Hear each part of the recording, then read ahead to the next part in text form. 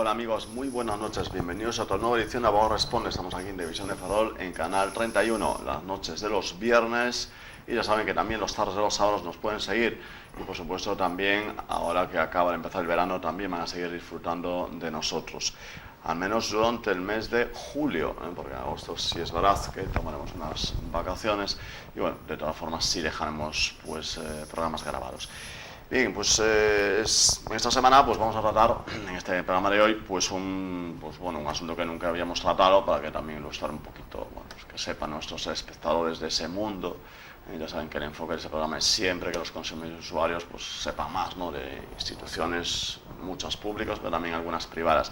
En este caso pues tratamos de un mundo pues que nunca habíamos tratado. Es un mundo que dentro del arte pues no deja de ser minoritario, aunque cada vez menos minoritario. Pero bueno, vamos a hablar con un ilustrador gráfico muy conocido, muy brillante. Se trata de Antonio Seijas, al que pasamos a dar. Muy buenas noches, Antonio. Hola, buenas noches. Y muchísimas gracias por estar aquí en Abogado Responde. A ti. No sé si dije bien, dentro de las artes, quizás, pues, en fin, de las menos conocidas, ¿no?, el mundo de ilustración. Sí, yo creo que sí, porque al final es una parte que a lo mejor la gente no valora lo suficiente o no reconoce lo suficiente, a pesar de estar mucho más a la vista que otras incluso, ¿no? Es más llamativo a lo mejor la tarea de un pintor, porque vas específicamente a lo mejor al museo a ver los cuadros, pero un ilustrador que te lo encuentras en cualquier faceta de la vida cotidiana, como por ejemplo en ilustración para revistas o portadas de libros, que la gente no acaba de darse cuenta de que es trabajo de un ilustrador. A mí alguna vez me dijeron: ¿pero hiciste para revistas? Y dice: claro, es verdad, si las revistas llevan ilustraciones, pero nunca había pensado que alguien las hacía. Que alguien las hacía. Pensaba que está ahí el ordenador. Claro. Claro, bueno, de hecho nos hemos hecho eco de alguna de sus obras, de algunas presentaciones. Abogado Responde ha estado participando pues activamente, pues bueno, eso incluye la edición del programa, obviamente, en algunas presentaciones de libros en los cuales has colaborado, ¿no? Sí. Recientemente estamos hablando de libros en los cuales pues toda la parte gráfica, podemos citar pues algunos de los últimos, por ejemplo,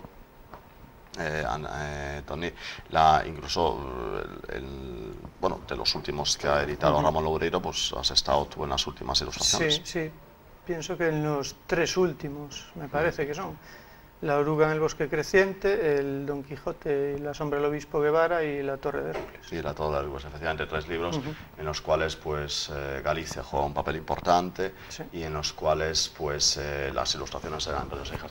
Pero efectivamente son libros, son discos, es increíble, ¿no?, la cantidad de temas en los que hablas, a pesar del dominio de informática, en lo cual creo que también os es de ayuda, a pesar de que parece que eso todo sale hecho, todo sale en serio. Estamos viendo pues como en muchos países de Asia pues se dedican a copiar, ¿no?, directamente diseños hechos por otros países. El empuje, ¿no?, que está teniendo algo tan original, porque sí que no hay copia ninguna, como es la ilustración, ¿no? Sí, porque además es lo que dices tú, es algo original, es algo que yo creo que da valor. Comentábamos fuera de cámara, ¿no?, lo de comprar discos aún en formato físico. Pues yo creo que esos discos cobran mucho más valor si llevan un libreto bien trabajado, ilustrado, original. Por ejemplo, tuve ocasión de hacer algún disco en edición de lujo, que lleva 2 libretos de tapa dura metidos en un cofre con 100 páginas cada uno, 100 páginas de ilustraciones prácticamente. Y yo creo que es un valor que da pues una nueva perspectiva, ¿no?, a lo de comprar un disco solo por la música. Le da el valor añadido que comentabas. Es igual, estamos hablando ya incluso de lo que es arte global, ¿no?, en lo cual confluyen varios vertientes, que a lo mejor puede ser que sea el futuro del artista, ¿no?, porque obviamente el artista que simplemente hace una obra que, bueno, pues que se puede, digamos, ver en un ordenador, no es necesario adquirirla físicamente, supongo que con el tiempo termina, no sé si desapareciendo, pero quedando pues casi marginal, ¿no? Sí, yo de todos modos me gusta mucho experimentar en muchos campos, y pienso que también que aparte de que es la manera que disfruto, porque es lo que me llama, ir experimentando, ir probando cosas nuevas, yo creo que es la manera un poco de como artista ir un poco hacia adelante, porque si es lo que comentaba, si te encasillas en una cosa o eso, A lo mejor esa cosa en un momento determinado sí tiene mucha salida, pero tan pronto como tuvo ese arranque, después sufre esa parada y no se convierte en una vía muerta. Entonces sí que creo que explorar distintos campos que muchas veces se complementan es lo más interesante de la profesión. Y bueno, todos podemos recordar discos memorables donde pues la música es muy importante, pero la portada no es menos. Estamos hablando, pues, no sé, discos de la Velvet Underground, por ejemplo, con esos diseños de Andy Warhol, ¿no? Por ejemplo, pues, en fin, es evidente que la parte musical es, o sea, de un nivel altísimo, pero también es evidente que el empuje que ha tenido, pues, en fin, alguien como Andy Warhol, que ha hecho algo, pues, muy original y que además muy impactante, porque, volviendo un poco al refuerzo, es curioso, pero hay gente que conoce algunos discos por su portada. Sí, sí, es así. Hay portadas muy míticas, hay grupos como Pink Floyd, que aparte de la calidad musical, son muy reconocidas sus portadas. Entonces, es lo que digo, de que está ahí la doble vertiente, de que por un lado la gente sí aprecia, pero por el otro lado no aprecia lo suficiente. De casos de que te piden portadas o eso, porque claro, saben que a veces una portada ayuda a vender. Yo sé de casos de gente que me dice que conoció a determinado grupo porque le gustaba la portada que había hecho yo y se lo había comprado, que a lo mejor no influye en las ventas a nivel, pero sí tiene una importancia. Lo que pasa que después, a la hora de que te lo encarguen, no lo valoran. Te piden, nos puedes hacer como un dibujito, como ya, si lo hicieras en un momento. Como si fuera una servilleta. Claro, como si no costara trabajo. Ahí digo que es la parte no valorada, el esfuerzo que hay detrás de un dibujo, de una portada, que no es solo el dibujarlo, es pensarlo. Yo, por lo menos en mi caso, cuando es de discos, me gusta escuchar la música, aunque no la tengan acabada, me suelen enviar demos de las canciones, las letras, quiero saber la idea que hay detrás, y me gusta como llegar al espíritu de la música para poder representarla. No me parece que sea hacer un dibujo cualquiera. Sí. Ya tenga, a lo mejor el dibujo después no te lleva mucho a hacerlo realmente, pero el proceso que te lleva llegar a decidir que eso es lo mejor, sí que lleva tiempo. Y es un trabajo que sí que no se valora lo suficiente. Sí, pero además viene muy antiguo. Hablamos de la Velvet Underground, pero incluso antes, los Beatles, incluso, bueno, nadie duda de su calidad musical, pero desde luego las portadas son inolvidables también. Claro, claro. Y ahora es eso, ahora la mayoría de la gente descarga música, por eso digo que las ediciones que salen muy cuidadas es el valor diferencial que deberían tener las discográficas en cuenta a la hora de vender también. Sí, pero además tenemos que aclarar que, porque es un mundo un poco por parte por lo que hemos traído también a Tony, el mundo de las discográficas, el mundo de las editoriales es muy complejo. Uno piensa a lo mejor que un autor de un libro, un autor de una canción, de un disco, llega a la discográfica y sale ya con todo hecho, pero en realidad es la coordinación de un trabajo muy importante en el que rara vez la discográfica o la editorial se encarga de esas cosas, como por ejemplo la portada. Sí, sí, claro. Al final hay, lo que decía, hay mucho más trabajo detrás del que se puede apreciar si no te paras a pensar. Tú cuando compras un disco o un libro lo disfrutas porque realmente es a lo que está destinado y es lo correcto, pero no te paras a pensar todo el trabajo que hubo detrás para llegar a eso. Y toda la parte creativa sí que corre a cargo de los autores. En la discográfica o las editoriales sí marcan a lo mejor alguna pauta al final, pero más en cuestión física de lo editamos así, preferimos de este modo, pero en la cuestión creativa sí que hay mucho más detrás, independientemente de la editorial o la discográfica. Claro, que en realidad les preocupa, bueno, que en realidad hasta es un poco chocante, porque si la editorial o la casa discográfica quiere vender, obviamente tendría que preocuparse de que esa parte luciese. Sí, pues hay de todo, hay de todo. Hay grupos discográficas o editoriales que sí que se preocupan más y otras que no. O gente que tiene muy claro lo que quiere y ya te pide, queremos que nos dibujes esto, que es un poco que te cortan la creatividad porque realmente ya te dicen lo que quieren.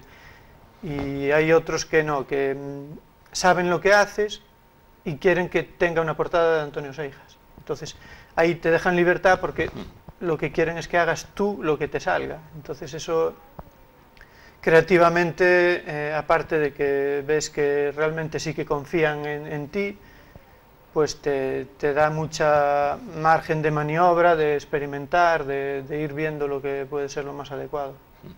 Se lleva diciendo desde hace muchos años, ya no sé ni cuántos, pero 20 quizás o más, que el mundo de lo que es el disco físico, pues ha puesto su fin, incluso el libro físico, pero las ventas desmienten eso, es decir, se siguen vendiendo muchos CDs, incluso vinilos, que ha aumentado pues considerablemente después de una caída de muchos años, ha vuelto a repuntar el vinilo, se venden muchos CDs y se venden muchos libros. Quizá todo eso que nos decían hace unos años era un poco exagerado. Yo creo que sí, por lo y en menos, parte por el cuidado de las claro, portadas, claro. Y en cuanto al libro, yo no veo tanto auge del libro digital como se preveía, porque además de que al final a todo el mundo que le gustan los libros físicamente, Carlos. claro, ves que hay muchas veces que el precio tampoco es tan significativo como para decantarte por el libro digital, porque esa era una de las bazas a favor del libro digital, de que por muy poco te lo puedes llevar. Yo veo a veces libros que salen en tapa blanda de 12 euros o así, y en digital están a 8. Entonces, y no tienes nada. Es algo que no tienes físicamente, y el tener ese libro que lo puedes tocar, lo puedes conservar, no es una diferencia tan grande como para decantarte por el libro digital. Y como decías eso, hay ediciones, hay libros ilustrados de tapa dura, muy bien editados, que son más que libros, son ya objetos un poco de culto, es algo que te gusta tener en casa y te gusta revisar. Claro, porque además, y volviendo al tema de culto, la gente que ha dejado de comprar, la gente que ha llegado a esa conclusión, tanto libros como discos que tienen casa, entonces... Claro, que tendrá en su habitación, no, por ejemplo. Es una cosa un poco extraña, sí, el de no tener música física o libros físicos. Se debe hacer un poco... Yo no me imaginaría estar en casa sin libros. Claro, sí, claro, todo, bueno, digamos que puede... Bueno, lo venderán como una ventaja, dirá, bueno, pero en cualquier momento, a cualquier sitio que me voy, puedo efectivamente leer y escuchar música. Sí, no, y para irse de vacaciones te llevas el libro digital con los libros que quieras y no te ocupan, pero al final creo que es eso, que se va a restringir para usos muy concretos, porque si estás en casa no estás más cómodo con el libro digital, me parece a mí, que con un libro físico. Vamos a ir un poco, ya digo, para mostrar esa faceta. ¿Cómo es el proceso de ilustración? Es decir, ¿se sigue haciendo como hace años físicamente? ¿Os ayudáis en alguna ocasión del ordenador? Es decir, ¿se hace ya íntegramente por ordenador? ¿Se hace primero un boceto y luego se termina? ¿Cómo va la cosa? Pues eso te podría decir que cada autor es totalmente distinto a otro. Yo en mi caso empecé digitalmente y es ahora cuando estoy haciendo cosas no digitales. Es un poco el proceso inverso que hizo mucha otra gente, que por comodidad es más rápido trabajar en digital porque es más rápido rectificar. Si lo haces en acuarela, en acrílico, en lo que sea, tardas más en un rectificado, incluso puedes estropear la página y tener que volver a empezar. Cuando en digital borras la parte que no te gusta y acortas los tiempos. Pero por lo menos para mí va mucho acorde también con el libro que tengo que ilustrar o con el disco, sí. Lo que te decía antes, me gusta llegar como al alma de la obra para poder representarla. Claro, yo si quiero contar lo que es el libro, tengo que entenderlo muy bien. No solo quedarme con la forma, sino con el fondo. Y con la música igual, no me gusta hacer la portada sin saber a qué suena esa música. En libros infantiles, aunque sean infantiles, no es igual un libro a otro. Entonces ya dependiendo de eso, a medida que lo voy leyendo, que lo voy asimilando, voy viendo como imágenes, y después ya es también un poco el proceso de ir viendo a través de qué estilo podría representarlo mejor. Si a lo mejor con un par de pinceladas estaría bien representado ya, o me hace falta algo más complejo o algo digital que no puedo hacer a lo mejor tan bien manualmente como digitalmente, y al revés, hay efectos que con un pincel es mucho más difícil de representar en digital. Entonces sí que en mi caso va un poco en función de la obra que tengo que hacer. No hay, digamos, una estrategia clara. No, porque hay autores que, por ejemplo, ilustradores que hacen todo siempre acuarela, acrílico, y no se mueven de ahí. Están cómodos y hacen eso, y otros que, por lo que te decía, por lo de los tiempos o porque es más cómodo, que no menos laborioso, el digital. Porque también me pasó una anécdota presentando el cómic de Cartas de Invierno en un instituto, cuando dije que estaba íntegramente hecho ordenador, que el profesor me dijo, bueno, entonces le das al ordenador y aparece el fondo, y no sé. No es así. No es así, es como un escritor. Al final escribes el libro, da igual que sea ordenador como a mano. Tienes que pensar igual y escribir igual, no te facilita el proceso creativo, digamos. Después también yo, en mi caso, es muy raro que haga bocetos.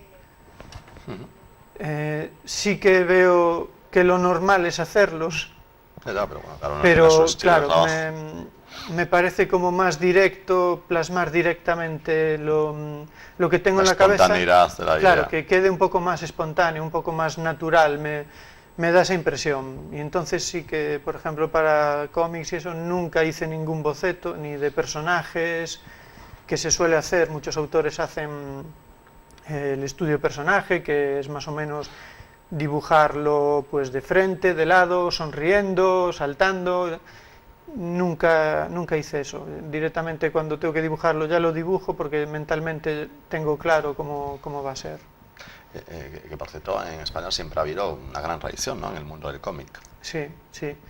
Es otro campo que no está muy reconocido como en otros países, que en Francia de siempre el cómic está muy bien considerado. De hecho, Hergé es una leyenda, ¿no? Hay, y lo que comentábamos también, autores de aquí como Miguel Anxo Prado, que aquí sí que es reconocido, pero fuera incluso más.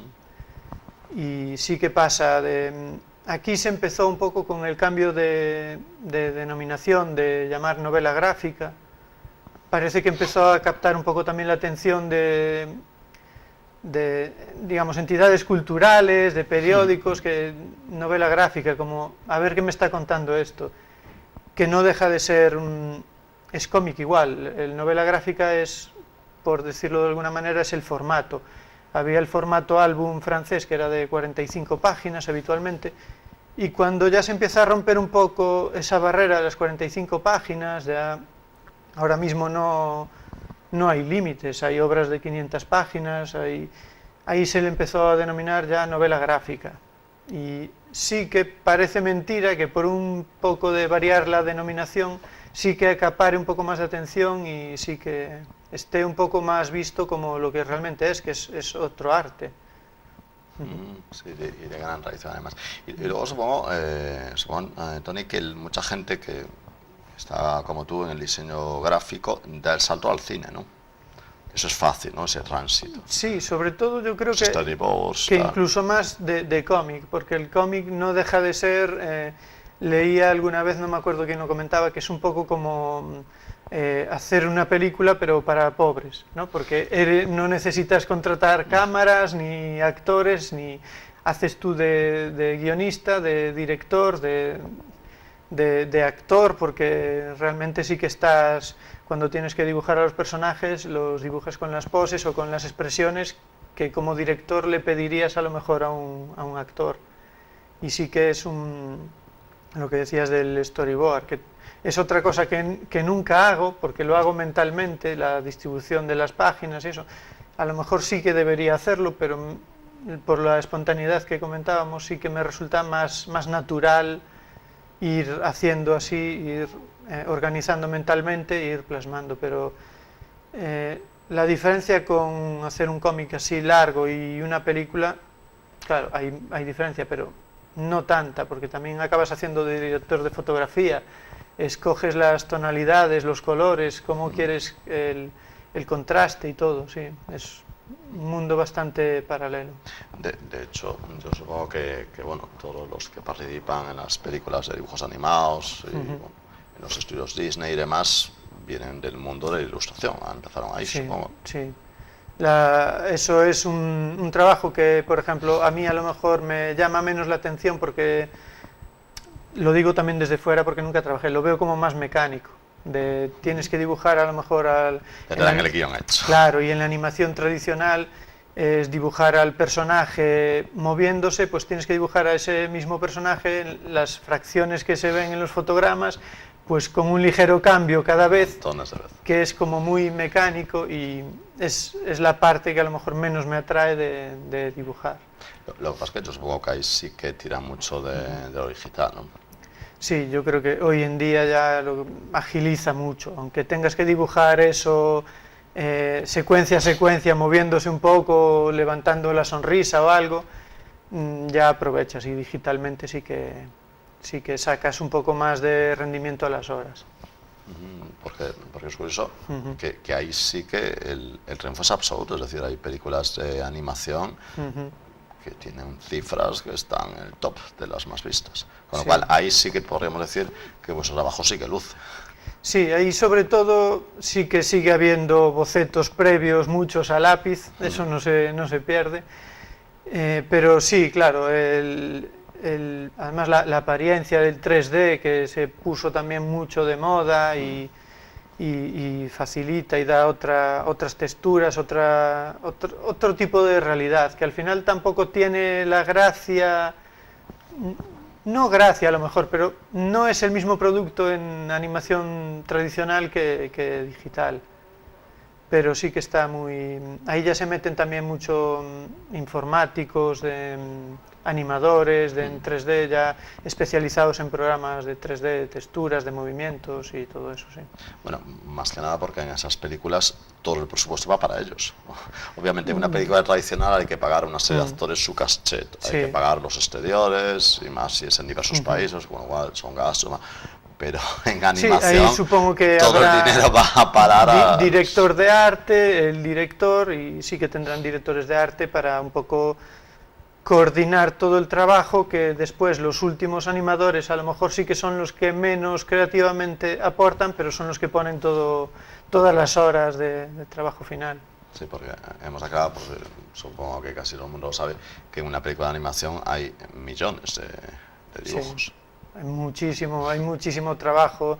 Sí, es lo que decía, que son cosas que en el momento de verlas a lo mejor no las aprecias y no te paras a pensarlo, para llegar a representar cada pelo del personaje, que ahora es que hasta los poros de la piel y todo, hay muchas horas detrás, muchas horas. Sí, obviamente todo muy coordinado. Efectivamente, hablamos de un tema de costes, hay que competir con Internet, que Internet está ahí, una plataforma en la que, bueno, pues obviamente el artista en muchas ocasiones recibe muy poco de lo que ha dado. Entonces, se supone que para que sobrevivan todas estas artes, todo lo artesano, digamos, todo esto tiene que ir en auge, es decir, digamos, a nivel de película, a nivel por supuesto de cómic, a nivel de libro, a nivel de música, bueno, ya prácticamente pues van a tener que acompañar a cada obra pues un diseñador gráfico. Sí, sí. Eso es algo que yo creo que desde el estamento político deberían apoyar más, todo el tema cultural, porque yo estoy en Galix, en la Asociación Galega de Libro Infantil y Juvenil, y estamos principalmente para eso, para apoyar a toda la obra gallega en literatura infantil y juvenil, y cuesta mucho lograr ayudas para eso cuando es un campo en el que Galicia destaca muchísimo, y hay una vertiente que no a ver, supongo que sí que se pasan a pensar en todo, ¿no?, la gente que está al mando, pero como que no se dan cuenta de que a nivel económico es una potencia también Galicia en el tema ese cultural. Tenemos editoriales como Calandraca, de libro ilustrado, que en la feria del libro más importante del mundo, o segunda, que es la de Bolonia, en Italia, es la editorial que más colas tiene, y es editorial gallega. Y allí se reúne gente, artistas de todos los países para trabajar con ellos, es eso, es como que notas a veces como una falta de apoyo de algo que también podrían sacarle rendimiento económico. Entonces es eso, es como una fuerza que está ahí sin acabar de explotar, que sí, por fomentar en educación y todo eso, un poco también enfocarlo hacia la importancia de la cultura en general, que tenemos un poco de lado, que la gente no repara mucho, porque yo creo que también es eso, que tampoco se le educa en enseñarle todo el esfuerzo que hay detrás. Que la gente al final te dice, unos cuadros, gente que ves que entra en un museo y va caminando, no se para ni 2 segundos por cuadro, que a lo mejor le importa más el decir que ha estado en ese museo que no realmente apreciar las obras. Y entonces ahí sí que veo que va un poco el problema, yo creo que en la educación desde muy jóvenes.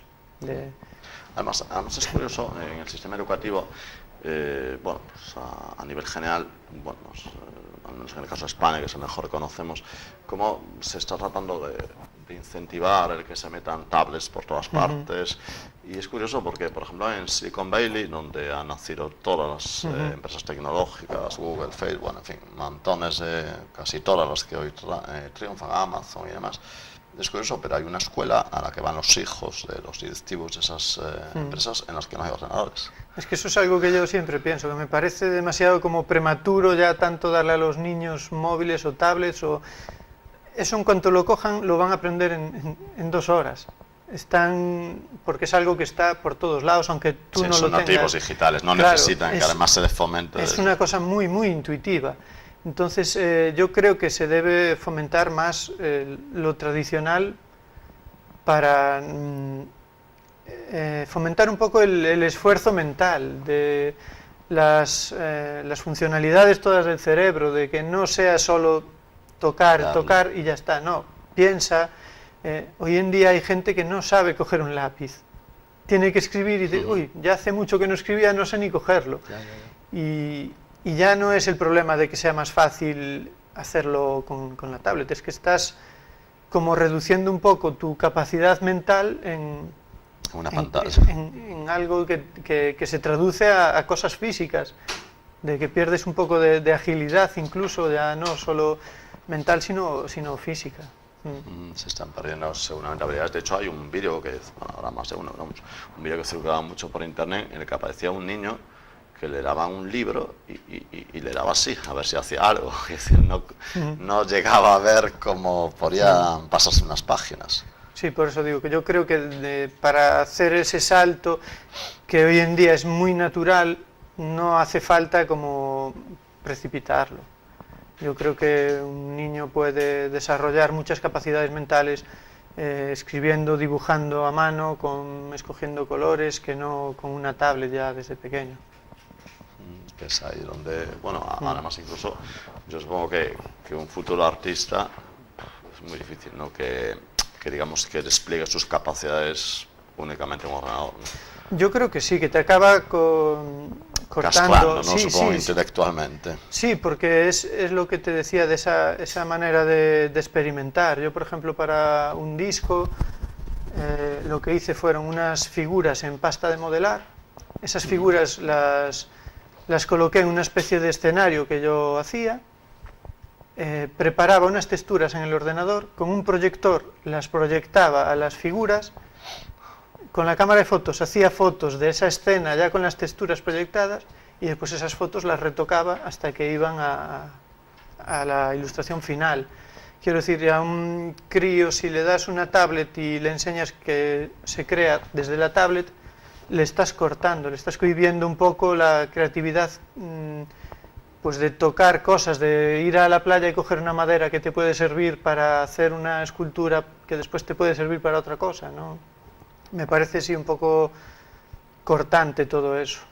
Estás cerrando puertas que no impide que después los diseños los hagas en la tablet o en el portátil, pero tener un poco un bagaje creativo mayor y después desde ahí lo que decía antes, de que yo después puedo decidir si hago una cosa a mano o digital, pero porque ya he probado las dos cosas. Un niño, si no prueba de todo, le va a ser más difícil, me parece a mí, como encauzar un poco mejor la creatividad. Antes hablabas de la asociación en la que estás, de libros. ¿Cómo están yendo las ventas de los libros infantiles y juveniles en Galicia?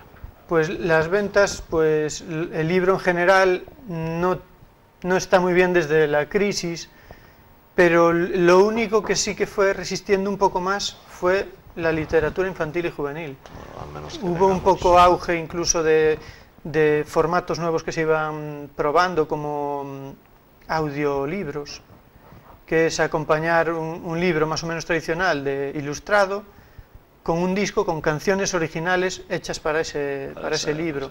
Y eso yo creo que aún está en auge. Los libros más vendidos los últimos años son de ese formato. Bueno, pues con este mensaje optimista que nos lanza Toni, bueno, pues a su experiencia de la Asociación de Libros Infantiles y Juveniles, pues cerramos el programa. No sé qué antes agradecer profundamente que haya venido hasta aquí Antonio Seijas. Muchas gracias. A vosotros, gracias. Bien, amigos, esperemos que hayan sabido un poquito más de este mundo, quizás más desconocido como es el mundo de la instrucción, de las editoriales, y bueno, les esperamos la próxima semana aquí en El Abogado Responde en Televisión de Faro.